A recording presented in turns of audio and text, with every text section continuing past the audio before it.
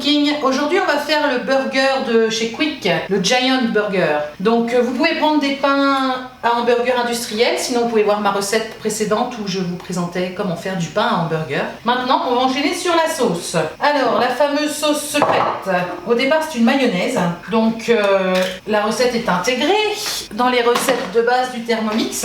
Menu, recette, ma cuisine au quotidien, de A à Z. On va aller directement dans les M. Mayonnaise, démarrer. Mettre un récipient sur le couvercle du bol. 250 g d'huile de tournesol ou d'autre chose.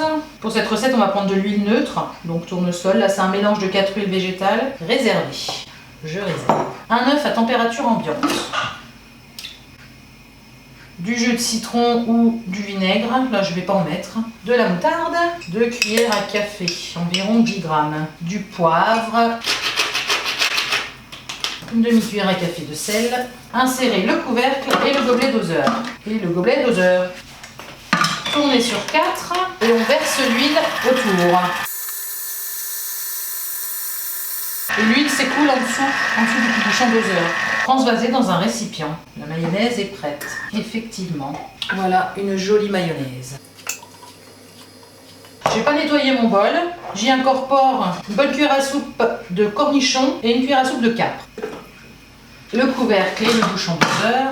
Donc là, la recette est finie. Là, je vais mixer 5 secondes, vitesse 4. Je racle les parois du bol. Et je vais mixer à nouveau, parce qu'il me reste des capres entiers. 5 secondes. On va mettre vitesse 8. Ça tourne dans le vide, c'est qu'il n'y a plus rien dans les lames. Hop. Et je transvase mes capres et cornichons hachés dans ma mayonnaise. J'ajoute une cuillère à café de ketchup. Bien bombé. Une cuillère à café de vinaigre balsamique. Et je mélange. Alors, le goût est pas mal, par contre les morceaux de capre sont un peu gros. Donc, SOS, je vais tâcher de la remixer. On va mettre 5 secondes, vitesse 6. Voilà qui me convient mieux. Voilà. La sauce du Giant de chez Quick. Voilà une belle sauce bien onctueuse. La couleur est très rapprochante. Je la garde au frais. Alors pour garnir nos Giant, nous aurons besoin de fromage à hamburger, du cheddar de préférence, une tranche par hamburger, de la laitue. J'ai pris de l'iceberg qu'on va couper en tout petits morceaux. Moi je compte faire 3 burgers. Voilà ma salade. Et du steak, du 15% pour plus de moelleux. Quoique non, j'ai pris du 5. Je me suis trompée. Prenez du 15, je pense que ce sera plus moelleux. Alors, j'ai 500 g de viande hachée. Et donc, il y a 2 tranches de steak par Giant.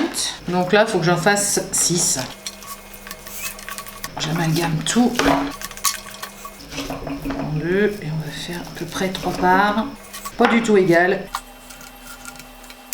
On fait une boule qu'on aplatit.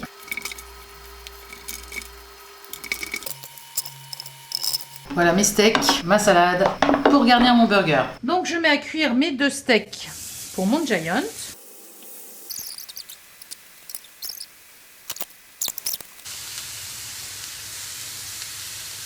Il va profiter de la chaleur du steak et de la poêle pour commencer à fondre. Les steaks sont cuits. Alors, mon petit pain tout chaud, si vous le décongelez, si vous l'avez fait longtemps avant, mettez-le à réchauffer dans le four, là, franchement, c'est pas la peine. Ils sortent du four. Oh, ça a l'air bien moelleux. Il est beau. Donc, au Giant, ils mettent la sauce sur le dessus du pain.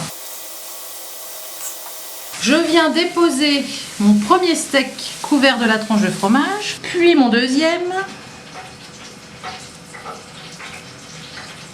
La salade verte et le capot couvert de sauce. Voici le Giant de Quick à la sauce speed cooking. Avec ça, on va se mettre les petits onion rings.